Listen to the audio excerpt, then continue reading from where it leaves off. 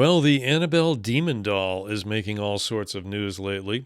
If you recall, I did an episode of The Weekly Strange about the national tour with the doll being part of it, but a lot has happened since then. So I thought we'd kick the week off with a look at everything new on the Annabelle demon doll here on Extra Strange.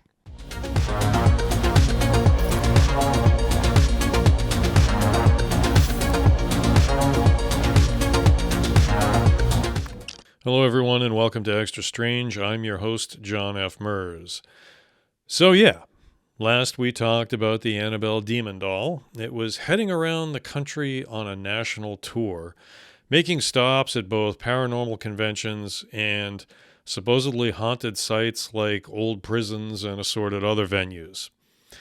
Now, I think I said back during that episode that the idea of bringing a cursed item or supposedly possessed doll like Annabelle around on tour probably wasn't the best idea. Nor was it a good idea to bring it to potentially paranormal hotspots. Like, if I have a bleeding wound, I'm probably not going to go swimming in an area with a lot of sharks. Just doesn't make sense. Whether you believe in the paranormal or not, why tempt fate like that?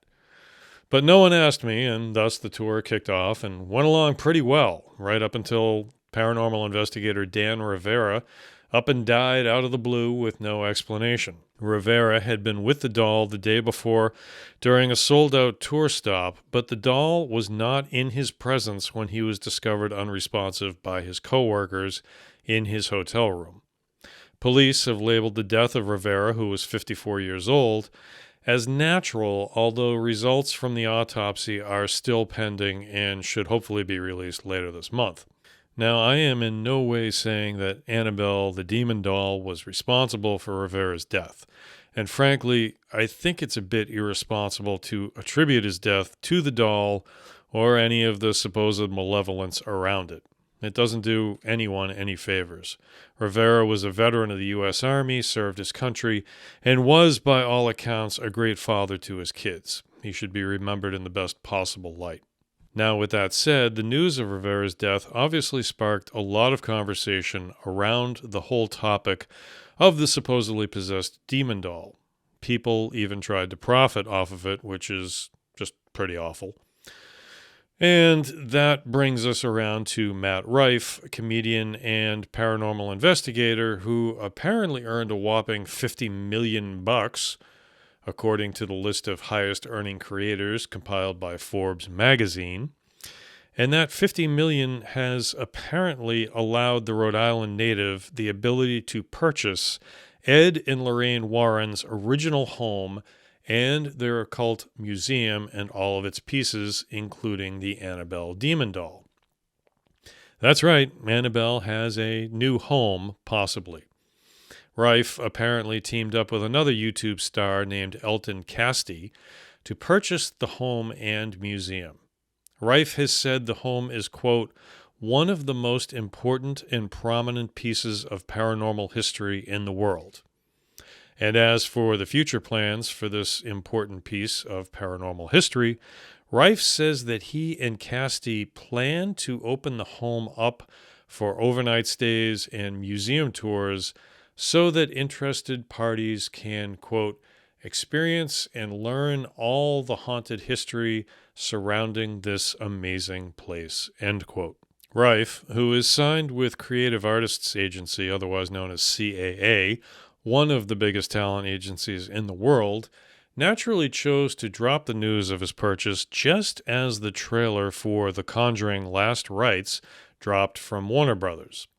I have a hard time believing there wasn't some sort of coordination between the two because it would certainly amplify all parties involved. Now, Rife is no stranger to controversy, getting into a fight with a 6-year-old kid apparently, joking about domestic violence, and generally tending to piss off a whole lot of people. But what else is new? So I'm fairly certain that we can expect a whole lot more of what Rife is known for just now tied into the Warrens' home and museum. It won't surprise me in the least if the first time the place opens up for tours and overnight stays, something happens. Manufactured most likely to get eyeballs and attention for his new venture.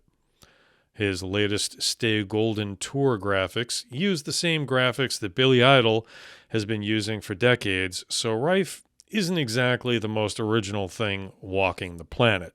He's just doing it well enough to earn $50 million, which many people would say means he's doing pretty well. I mean, we'll see, right? The Warrens' contribution to paranormal research probably has both supporters and detractors on both sides, but I don't think either of them could dispute the sheer volume of work that was accomplished throughout their careers. So maybe, who knows, maybe it is time to let the next generation take the lead, or at least the house and the museum. Perhaps Rife in all of his unabashed MILF-loving glory can bring more attention to the realm of research. Maybe.